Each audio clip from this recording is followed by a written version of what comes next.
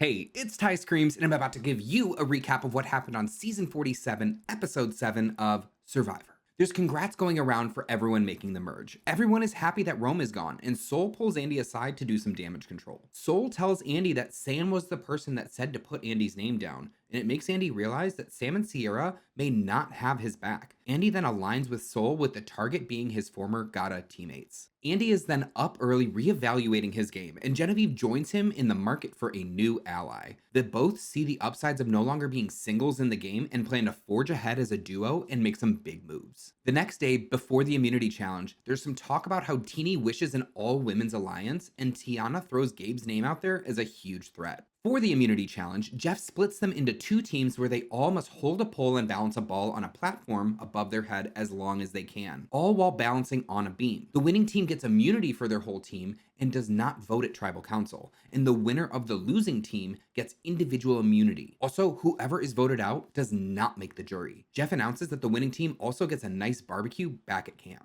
After the worst random rock draw, the teams are chosen and Rachel is amongst the entire former Tuku tribe. They start the challenge and Kyle is able to outlast everyone on the blue team, securing his individual immunity at tribal. Teeny and Genevieve are able to outlast Kyle, securing safety and a feast for the yellow team. Jeff also announces that the blue team will also be going back to the old Lavo camp and not be able to strategize with anyone on the yellow team. At the Becca Beach, the feast begins and everyone is enjoying their reward. The group realizes that Rachel is probably going home tonight due to the draw putting her up against 5 Tuku members, but they also recognize that things may not be as set in stone as they appear. Andy is being shifty and spending his time looking for an advantage because he knows there's one somewhere. Everyone sees him as completely sloppy for doing this. Unfortunately for him, it was hidden in a pot behind Sol. Sol notices it and shoves it into his pants without anybody knowing. At the old Lavo camp, Rachel sees this as the worst case scenario for her, but she's hoping for a crack that she can exploit. There's strategy afoot, and Gabe mentions that even if all the votes go to Rachel and she plays her shot in the dark,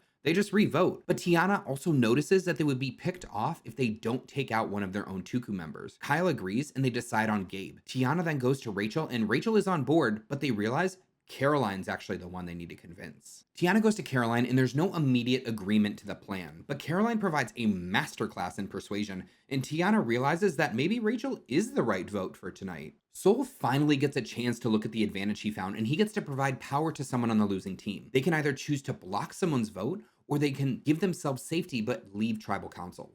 The big question is, who's he going to give this power to? We head to tribal and Jeff immediately recognizes the lopsided rock draw of 5 Tuku versus 1 Gata. Rachel speaks to not knowing if the cracks she's being told about are real or not, and she's scared because she doesn't know if smoke is being blown up her ass. Caroline then has one of the best strategy lines in the new era, saying how there's big moves and then there's big smart moves, and you need to make moves that are best for your game and your alliance. Jeff says it's time to vote, and Rachel speaks up, saying 20 minutes before leaving for tribal, she found a scroll in her bag.